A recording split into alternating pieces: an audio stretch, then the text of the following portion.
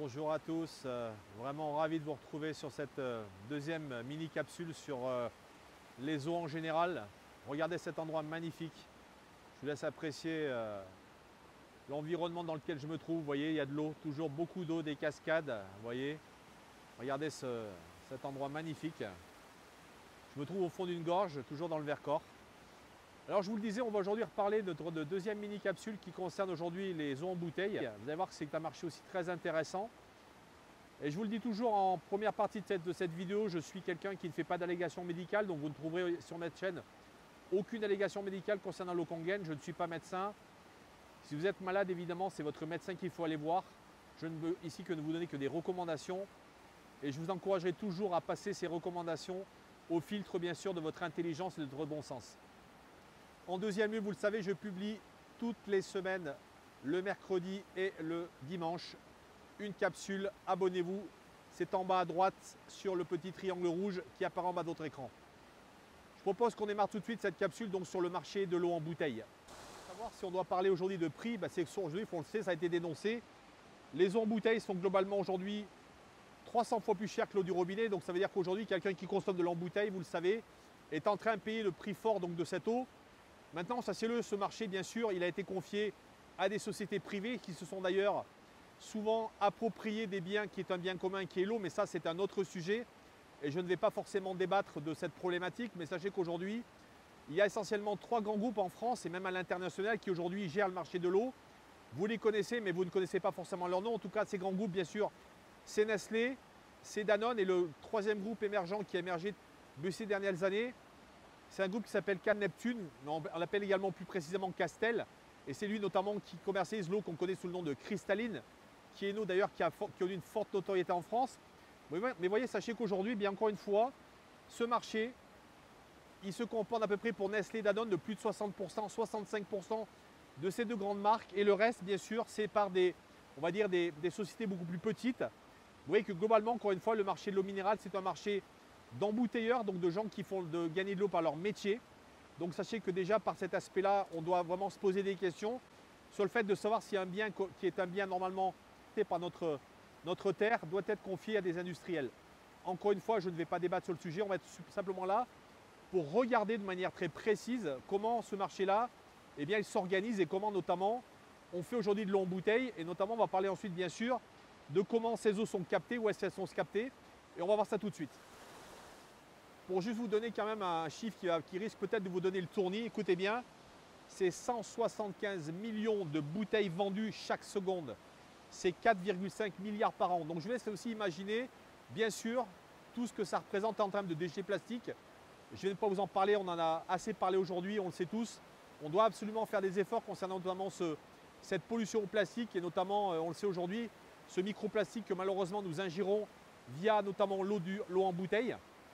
Mais pour parler maintenant précisément, notamment de comment est captée cette eau, il faut savoir qu'en France, et notamment en Europe, ça a été d'ailleurs fixé par des lois cadres, qui sont d'ailleurs des lois françaises, mais aujourd'hui bien sûr des lois européennes. Eh bien on a vraiment mis ça dans le dur, et on distingue aujourd'hui en France notamment 2 grandes catégories d'eau, notamment dans les eaux en bouteille. Ce sont les eaux de source d'un côté, et de l'autre côté les eaux minérales. Alors, quelle est la différence? On va le voir, elle est très simple. Il faut savoir que notamment, les eaux de source, ce sont des sources privées, bien sûr, d'ailleurs comme les eaux minérales. Mais ce qu'il faut savoir, c'est que la grande différence, c'est que ce sont donc bien sûr des eaux souterraines, bien sûr souvent des nappes aquifères, des nappes phréatiques.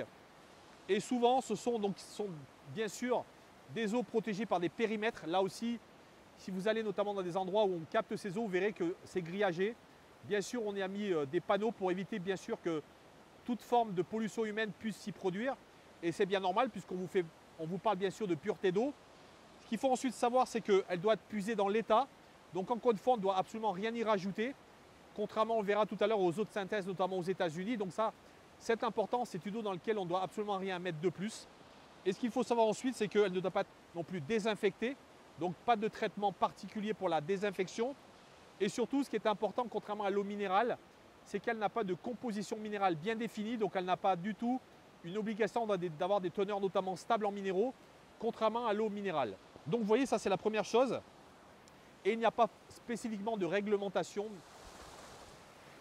Alors la deuxième catégorie des eaux, on vous l'a dit, ce sont donc les eaux minérales. Donc encore une fois, qui elles sont soumises règlement à une vraie réglementation très spécifique par des lois cadres, mais on va le voir aussi par l'Académie de médecine, parce que sachez-le, les eaux minérales aujourd'hui qu'on a en France, eh bien, elles sont issues de l'Académie de médecine qui a carrément écrit des textes, notamment spécifiant qu'une eau minérale doit avoir une composition stable, c'est-à-dire que toutes les eaux en bouteille que vous trouvez aujourd'hui sur le marché, que ce soit Contrex, Vittel, Evian, ce sont toutes des sources qui doivent respecter absolument une composition identique dans toutes leurs bouteilles.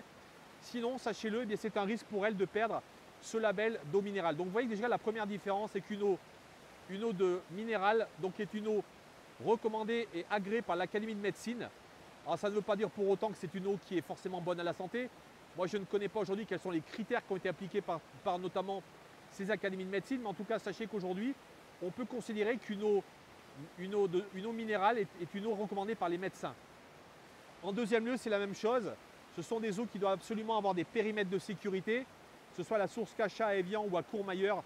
De l'autre côté des Alpes françaises, eh bien, on a véritablement des périmètres de sécurité où les puits où l'eau est captée sont sécurisés et où simplement des contrôles réguliers de ces eaux sont prélevés pour justement, parce que c'est la crainte de ces industriels, qu'aucune pollution ne soit relevée et que surtout les valeurs minérales dans ces eaux soient bien respectées. Que sachez qu'au début du 19e siècle, toute la bourgeoisie française, l'aristocratie, eh bien, venait très souvent ici simplement parce que ces eaux avaient été notamment recommandées pour leur vertu thérapeutique. Donc vous voyez qu'encore une fois, on retrouve toujours, notamment dans ces eaux minérales, contrairement aux autres sources, des vertus thérapeutiques. C'est pour ça d'ailleurs que vous voyez qu'aujourd'hui, à grand renfort de marketing, on vous parle d'eau minceur ou d'eau pour la fatigue. Je pense notamment à toutes les eaux également pétillantes avec le magnésium. Donc vous voyez qu'aujourd'hui, ces marques-là peuvent communiquer notamment sur ces vertus parce que simplement, elles ont des vertus thérapeutiques qui leur sont conférées, notamment par l'Académie de médecine. Mais sachez que par exemple, ce qui fait dire qu'aujourd'hui, eh bien, ce sont des eaux notamment thérapeutiques, c'est parce que justement, il y a des substances et des minéraux dissous dans l'eau, par contre, qui lui confèrent donc des propriétés bien spécifiques. Et donc, vous voyez que c'est également toute la différence entre les eaux minérales et les autres sources. Ces eaux ne sont pas autorisées au seul traitement. Alors, j'ai trouvé un exemple, par contre, qui n'est pas tout à fait la réalité, parce que sachez qu'aujourd'hui, le seul traitement qui est possible pour ces eaux, c'est ce qu'on appelle l'aération. Parce qu'il faut savoir que dans certains endroits, l'eau contenant notamment du fer, ce qu'on appelle l'eau ferrugineuse, vous voyez, il y avait un sketch de Bourvil qui d'ailleurs était extrêmement rigolo sur le sujet. Mais en tout cas, sachez que parce que l'eau à des endroits est ferrugineuse, eh bien on lui fait ce qu'on appelle un traitement d'aération qui permet simplement de faire en sorte que cette matière rouge qui est dans l'eau n'apparaisse pas dans les bouteilles et donc va aller carrément au fond. Donc on va avoir donc ce traitement-là qui est autorisé. Mais sachez qu'à côté de ça, ces eaux, encore une fois, ne doivent absolument avoir aucun traitement spécifique. Et malgré notamment la qualité minérale de ces eaux, quand on parle notamment de traitement d'aération, vous voyez ce qu'on peut tout de suite se dire, c'est vous voyez que comme derrière moi, vous voyez cette eau qui court, où donc vous avez des ions qui sont libérés par l'eau simplement, qui est un élément bien sûr vivant. Et bien lorsqu'on crée notamment ces traitements d'aération de l'eau, et bien justement on enlève tout de suite les teneurs en ions qu'il y a dans l'eau. Et donc vous voyez qu'on enlève une grande partie de l'énergie qu'il y a dans l'eau, simplement en lui appliquant ces traitements. Et ça, vous voyez, c'était très intéressant que vous le sachiez, parce que ça fait également partie notamment d'une des questions qui est de se dire, est-ce que ces eaux finalement, qui sont des eaux minérales à la base, qui sortent d'une source, qui sont puisées dans une nappe, eh bien lorsqu'elles sont mises en bouteille, elles ont autant d'énergie? Ben, je pense que je vous ai donné notamment par cette réponse, j'ai envie de vous dire, une partie de la problématique et de la question qui se pose dans ces eaux en bouteille. Vous voyez maintenant, si on doit parler bien sûr, comme dans la capsule précédente, sur l'eau du robinet, quelle est aujourd'hui ce qui est pointé du doigt notamment par la problématique des eaux en bouteille, on vient de le voir bien sûr, c'est déjà le fait de se dire qu'une eau qui a été puisée dans une source aquifère, dans une nappe aquifère, ou simplement même comme certaines eaux artésiennes, donc ce sont des eaux qui jaillissent, évidemment qu'on peut penser comme cette eau derrière moi, si vous êtes en train de la boire, eh bien elle est vivante, elle a vraiment toutes les propriétés. Maintenant, imaginez cette même eau lorsqu'elle a été embouteillée, donc elle soit passée par une usine de traitement dans laquelle on l'a mise dans une préforme. Et je vous mettrai en photo à quoi ressemble une bouteille lorsqu'elle est fabriquée, lorsqu'elle va être donc ensuite remplie de ce liquide. Eh bien, on imagine bien qu'entre le moment où elle va être mise dans cette bouteille, passée sur une chaîne de production, on va lui mettre une étiquette, on va lui mettre un bouchon, on va la palettiser, on va donc en faire différents formats, la mettre ensuite dans un camion qui va l'acheminer dans un entrepôt. Imaginez cet entrepôt ensuite va bien sûr dispatcher ces différentes palettes, ces bouteilles dans différents endroits, notamment on va les vendre. Et imaginez ensuite le temps où ces eaux sont stockées au chaud, au froid, au soleil. Et là, je vous mettrai également une photo d'un parking que j'ai pris à côté de chez moi l'autre jour, de l'eau, comment elle est stockée. Et bien, vous comprendrez aisément qu'aujourd'hui, bien sûr, parce qu'elle a subi ce cycle de transport, ce cycle de transformation, et bien évidemment cette eau ne peut absolument plus avoir aucune propriété vivante comme l'eau qui coule derrière moi dans cette rivière. Ensuite, ce qui a été pointé du doigt, bien sûr, c'est notamment la polémique liée au microplastique. Vous le savez, on dit qu'aujourd'hui, consommer de l'eau en bouteille, c'est consommer l'équivalent d'une carte de crédit dans ces bouteilles. Mais en tout cas, ce qui est aujourd'hui mis en cause, bien sûr, ce sont les phtalates, ce sont le bisphénol A, qui a été pointé du doigt par les industriels. Parce que sachez qu'aujourd'hui, bien sûr, où les industriels cherchent à gagner de l'argent, c'est bien sûr sur le poids des bouteilles, le poids du plastique. C'est pour cela d'ailleurs qu'on a bien sûr aujourd'hui passé des bouteilles en verre au plastique. C'est beaucoup moins coûteux à produire, c'est surtout beaucoup plus facilement stockable. Ça coûte moins cher en transport parce que c'est beaucoup plus léger.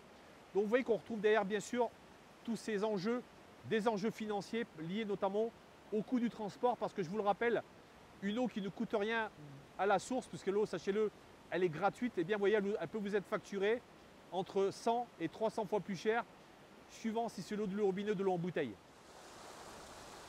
Dernière chose également qui a été révélée ces dernières années, notamment, c'est la pollution qu'on a pu retrouver. Là-dessus, je me base, je vous mettrai également le visuel de l'étude de 60 millions de consommateurs en 2013, qui révélait que notamment dans certaines eaux minérales, il avait été retrouvé des traces de médicaments, du tamoxifène notamment, je me souviens, et également certains pesticides. Donc vous voyez que malheureusement, aujourd'hui, même ces eaux ne sont absolument pas exemptes d'avoir des problématiques de pollution des sols. Pourquoi? Parce qu'aujourd'hui, malheureusement, encore une fois, la nanotechnologie qui s'est aujourd'hui imposée dans beaucoup de domaines, dans l'agriculture, mais également dans les plastiques, eh bien, pose des problèmes. Et lorsqu'aujourd'hui vous êtes en train de boire une eau minérale qui coûte souvent pratiquement 1 € la bouteille ou même 39 centimes d'euros la bouteille, eh bien, vous êtes en droit d'exiger de ne pas avoir une eau dans laquelle on va retrouver certaines pollutions, notamment comme ces pollutions médicamenteuses ou notamment des pesticides. Voilà, je pense avoir fait un tour assez complet de la question sur ces eaux en bouteille. Donc on vient de voir, ce marché-là est un marché bien sûr privé, avec bien sûr toutes les problématiques que ça pose derrière. Et la question à se poser aujourd'hui, c'est est-ce qu'il est toujours intéressant de continuer à boire ces eaux en bouteille? Je vous laisse vraiment vous faire votre propre opinion. Bien sûr qu'on peut se dire que ces eaux sont peut-être sans doute beaucoup plus surveillées. Il y a une chance qu'effectivement il y ait moins de contaminants.